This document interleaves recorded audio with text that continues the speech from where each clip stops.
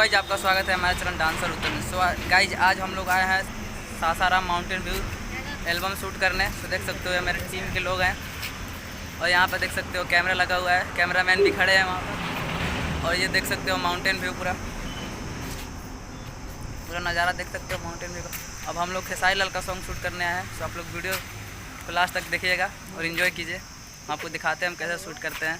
और देख सकते हो ये कैमरा एक ठो है और एक यहाँ पर है, ये है कैमरामैन बड़े भैया। देखते दोनों कैमरा एक ही साथ चलाते हैं ये। सो गाइस देख सकते हो बहुत नज़ारा बहुत मस्त है। देखो कितना लोकेशन कितना मस्त है, देख सकते हो लोकेशन बहुत ज़्यादा मस्त है। देखो बहुत मस्त है। सोलह माइल खेसारी लाल का सॉन्ग शूट करने के खेसारी लाल का। सो गाइस देख सकते हो हमारे बड़े भैया कैमरामैन कैमरा लिए हुए। तो चलते हैं वीडियो को स्टार्ट करते हैं। वीडियो को लास्ट तक देखिएगा, बहुत मज़ा आएगा।